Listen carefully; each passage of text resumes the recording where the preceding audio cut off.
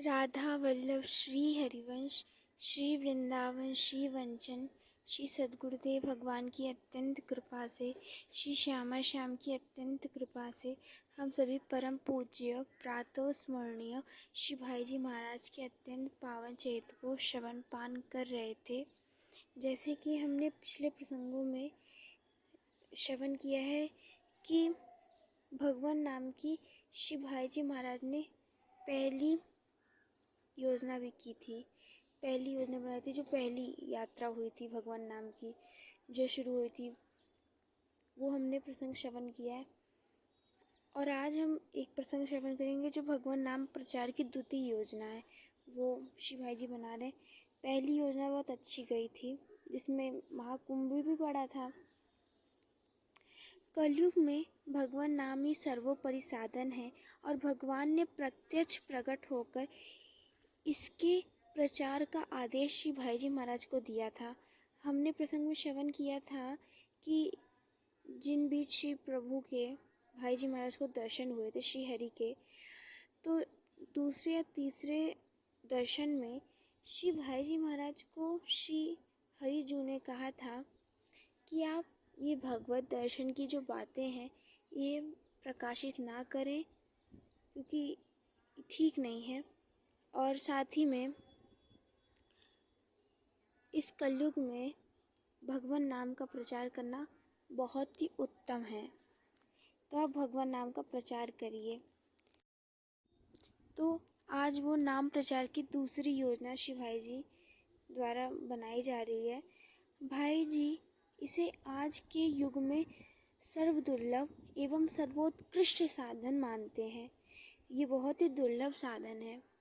नाम जप करना आसान नहीं, परंतु मुख से नाम जपना आसान है।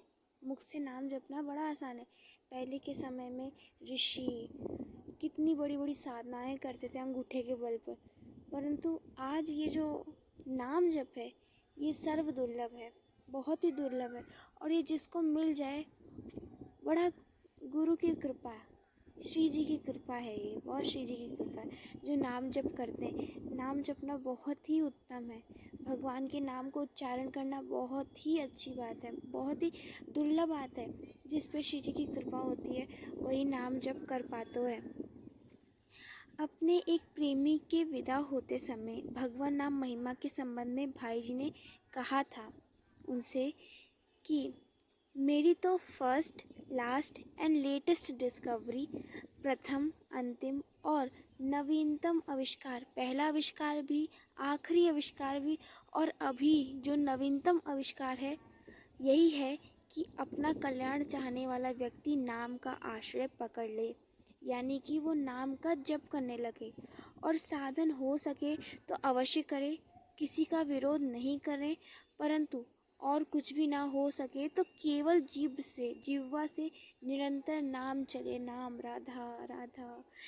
पहली योजना में भाई जी अपने परिकरों के साथ स्थान स्थान पर स्वयं गए और नाम की महिमा सुनाकर लोगों को नाम जप में जोड़ा, लगाया। इतने से भाई जी को संतोष नहीं हुआ, तब योजना बनाई कि जैसे चैतन्य महाप्रभु के भक्तगण ग्राम ग्राम में जाकर, गांव गांव में जाकर नाम प्रचार करते थे, वैसे ही कुछ सच्चे साधक तैयार किए जाएं जो स्थान स्थान पर जाकर संकीर्तन का आयोजन कर के लोगों को नाम जप कीर्तन में लगाएं, नाम जपने के लिए और प्रेरित करें, जिससे वे नाम जप और करें। इसी निमित्त से सर्वप्रथम श्री प्रभुदत्त जी ब्रह्मचारी से पत्र व्यवहार करके उन्हें समझाकर ऐसे ही साधकों के लिए कुछ नियम बनाकर झूसी में 6 महीने का अखंड हरिनाम संकीर्तन का अनुष्ठान का आयोजन करवाया। ये बात 1935 के आसपास की है, तब की बात है। तो भाई जी महाराज ने श्री प्रभुदत्त ब्रह्मचारी जी को पत्र लिखकर बताया कि आप ऐसा ऐसा करिए। लगभग 35-40 साधक उसमें सम्मिलित हुए, किंतु पूरी तत्परता से साधन करने वाले न मिलने से ब्रह्मचारी जी का उत्साह कम हो गया। उन्हें नवीन उत्साह दिलाने के लिए श्री भाई जी अपने प्रेमी परिकरों के साथ संकीर्तन या आयोजन में सम्मिलित होने झूसी गए। भाई जी के जाने से उस संकीर्तन में प्राण आ गए और पुनः नवीन उत्साह से ब्रह्मचारी जी ने अखंड संकीर्तन का आयोजन 6 महीने के लिए और बढ़ा दिया। ब्रह्मचारी जी के उत्साह बढ़ाने के लिए भाई जी महाराज ने 5 चुने हुए साधकों को गोरखपुर से भेजने का वचन दे दिया कि 5 यहाँ से साधक जाएंगे जो नाम संकीर्तन को बढ़ाएंगे। गोरखपुर वे पहुंचकर भाई जी ने 5 साधकों को झूसी भेजा। ऐसे साधकों को सम्मिलित होने से अन्य साधकों में भी उत्साह लहर आ गई। जब एक साधक बहुत तीव्रता से अगर कीर्तन करेगा तो ऐसे 5 साधक भेजे गए तो जो कई साधक हैं उन 5 साधकों को देखकर वे भी और उत्साह में भरकर और कीर्तन करेंगे। साधकों के लिए प्रमुख नियम थे 6 महीने तक का पूर्ण मौन रहना, प्रतिदिन 1 लाख नाम जप करना, 4 घंटे अखंड संकीर्तन में समय देना, हल्का फलाहार करना। इससे साधक के जीवन में ठोस अध्यात्म की प्रगति होती है। इसके सफलतापूर्वक संपन्न होने से भाई जी को बड़ी प्रसन्नता हुई। इतने साधक जन जुड़े, नाम जप का कीर्तन का सब में उत्साह बढ़ाया, हर तरफ प्रभु की चर्चा, तो इससे श्री भाई जी महाराज को बड़ी प्रसन्नता मिली।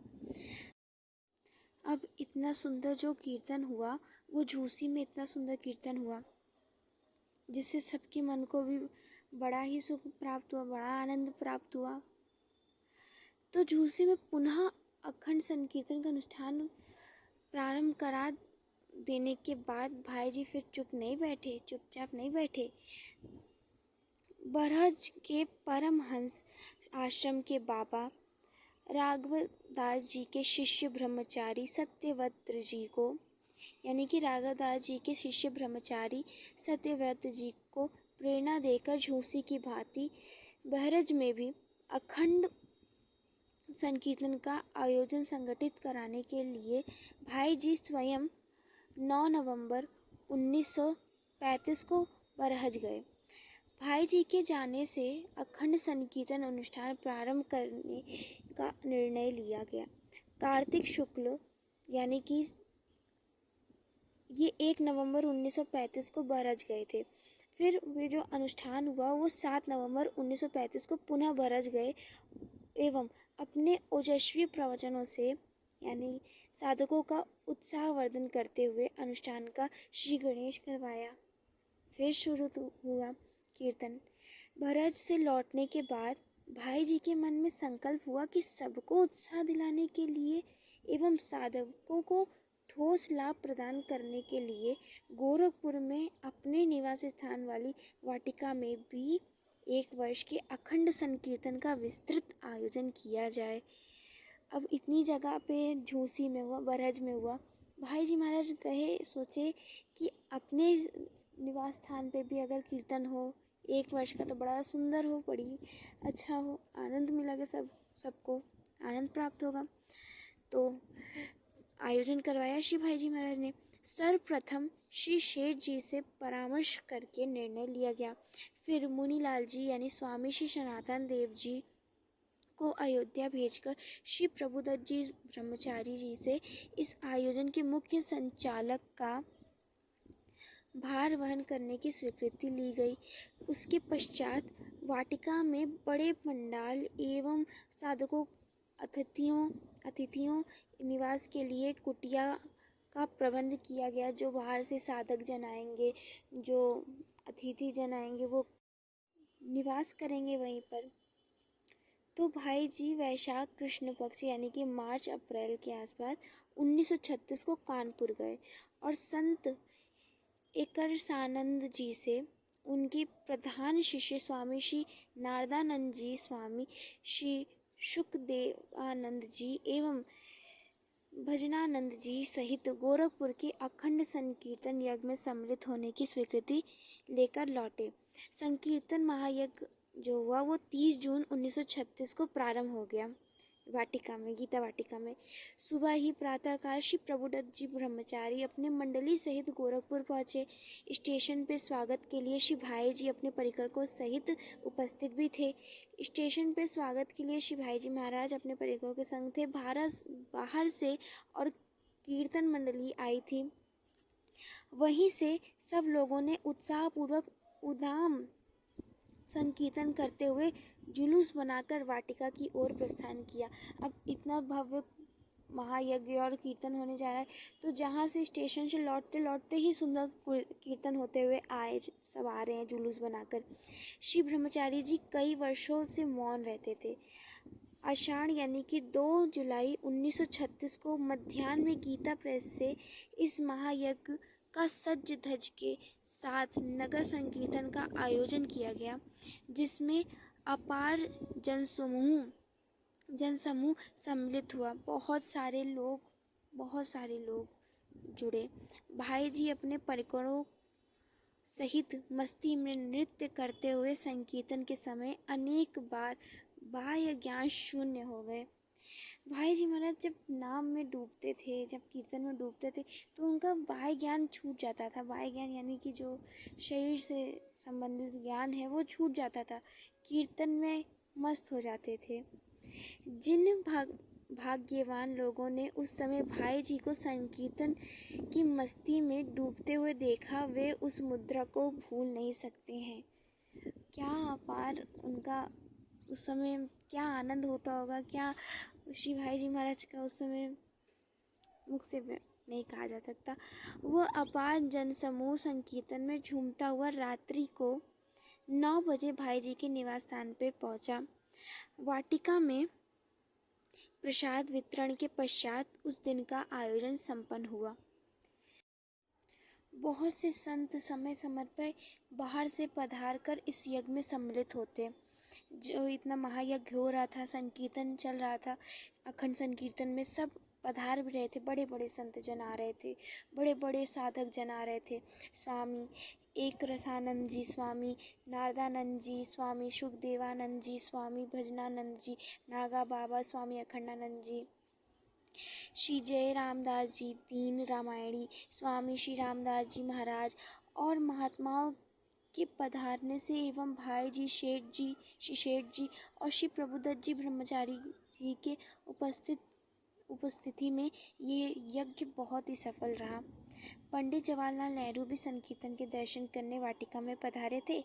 देव ऋषि नारद और महर्षि अंगिरा जी ने भी इस बीच भाई जी को प्रत्यक्ष दर्शन दे के उनसे वार्तालाप भी की थी। ये प्रसंग हमने श्री राधा बाबा के चरित्र में श्रवण किया है। अनेकों को संत महात्मा बिना परिचय के आकर सम्मिलित होकर चले जाते। मतलब इतने सारे संत महात्मा आ रहे थे, जो परिचित नहीं थे वे भी आ रहे थे। ऐसे ही एक मौनी महात्मा आए। 10 जून 1937 को पधारे और वाटिका के कथा भवन में विराज गए। किसी ने कुछ दे दिया तो प्रसाद पा लिया, अन्यथा संकेत आदि भी नहीं करते कि प्रसाद चाहिए, नहीं। जो मिल जाता वो मौनी संते, वे आते, जो मिलता वो मिलता, वरना वो एक कीर्तन का बड़ा सुंदर लाभ महायज्ञ का बहुत आनंद ले रहे थे। ऐसा भी हुआ कि साधक आए तो अखंड कीर्तन में सम्मिलित होने के लिए, पर फिर आजीवन वहीं रह गए। श्री दौलत राम जी ताबी, जो उज्जैन के रहने वाले थे, अखंड कीर्तन में 4 महीने साधक रूप में सम्मिलित होने आए थे, पर सात्विक वातावरण से प्रभावित होकर आजीवन वहीं रह गए। जो भाई जी के पास गए वो भाई जी के हो गए। फिर 24 जून 1937 को इस अखंड संकीर्तन यज्ञ का समापन हुआ। उस दिन नाम महिमा पर बड़ा विलक्षण प्रवचन करते हुए श्री भाई जी ने कहा कि नाम ने ही इस यज्ञ को 1 वर्ष तक चलाया। ये नाम की महिमा, ये नाम की कृपा है, जिसके कारण ये जो महायज्ञ हुआ वो 1 वर्ष तक चल पाया। उनकी कृपा से सारे विघ्न टल गए जो इस यज्ञ में आते। आग लगी पर किसी को आँच भी नहीं आई। प्लेग फैला पर किसी को टीका न लगाने पड़ा। मतलब कि उस संकीर्तन मतलब उस महायज्ञ के समय में बहुत ही विघ्न आता। जैसे आग लगी थी लेकिन किसी को आँच भी नहीं आई। प्लेग फैला पर किसी को टीका नहीं लगवाना पड़ा। आप नाम जप का नियम ले, यदि यह नियम चलता रहा तो शब्द याद रखिए भगवान मिल जाएंगे। भाई जी क्या कह रहे हैं? भाई जी कह रहे हैं, भाई जी श्री भाई जी महाराज कह रहे हैं कि नाम ये जो कह रहे हैं भाई जी बहुत बड़ी बात है। आप नाम जप का नियम लें, यदि यह नियम चलता रहा तो शब्द याद रखिए भगवान मिल जाएंगे। एक नियम लेना है और वो नियम पे चल देना है और जपते रहना है, प्रभु खुद मिल जाएंगे। नाम से मेरे को जो लाभ हुआ है वह मैं कह नहीं सकता। नाम असंभव को संभव कर सकता ही नहीं, करता है। मतलब इसमें कोई संशय की बात नहीं है कि वह संभव को संभव करता है, वो कर देता है। नाम बहुत ही बड़ी बात है। आप नाम जप की प्रतिज्ञा कीजिए, निभाएंगे भगवान। भाई जी कह रहे हैं आप नाम जप की प्रतिज्ञा लीजिए, कितना जपना है, बाकी प्रभु पे छोड़ दे, वो निभा देंगे, वो करवा देंगे। इस संकीर्तन यज्ञ के संबंध में श्री प्रभुदत्त जी ब्रह्मचारी ने अपने स्मरण मतलब उन्होंने लिखा है, इसके लिए सारी व्यवस्था भाई जी ने की, किंतु अपना नाम कहीं भी नहीं दिया, सब मेरे ही नाम से करते रहे। हमारे साथ 10-12 साधक थे। सबके ठहरने, खाने पीने और सवारी का जैसा प्रबंध किया, वे सब बातें जब याद आती है तो हृदय में हुक सी उठती है। उन दिनों कैसा सुंदर सत्संग होता था। ना जाने कितने अच्छे विद्वान बैठकर भगवत चर्चा किया करते थे। तेहिनो दिवसा गात, हाय वे हमारे दिन चले गए और ऐसे गए कि फिर लौट कर नहीं आने के।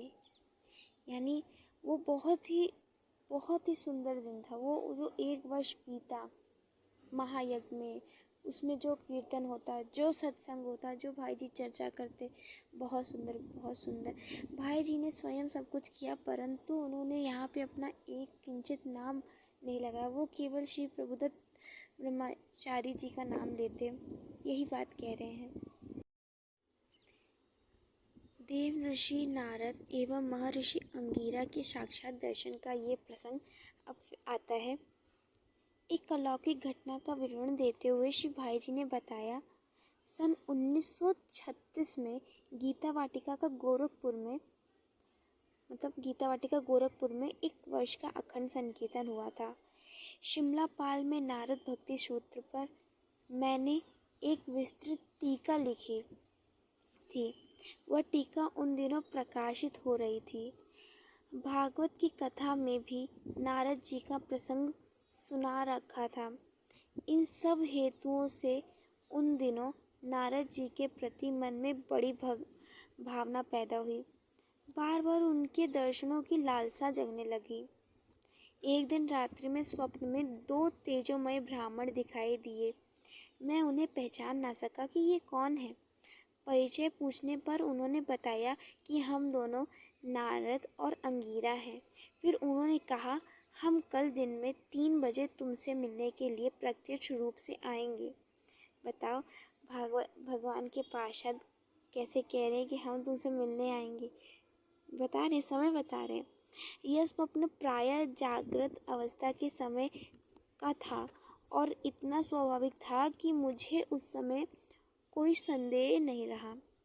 मैंने पीछे बगीचे में इमली के पेड़ों के पास एक कुटिया साफ करवाकर उसके सामने एक बेंच लगवा दी और उस पर 2 आसन लगा दिए।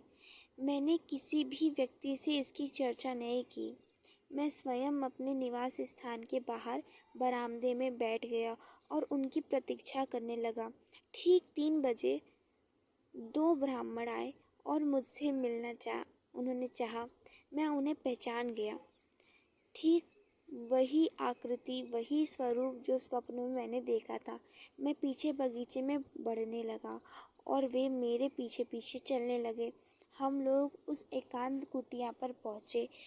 उन दोनों को मैंने बेंच पर लगे हुए आसन पर बैठा दिया। मैं नीचे बैठ गया। श्री भाई जी महाराज कह रहे, जो उन्होंने बेंच लगवाई थी श्री नारद जी के लिए और श्री महर्षि अंगिरस जी के लिए, उन पे उन्हें दोनों को बैठा दिया।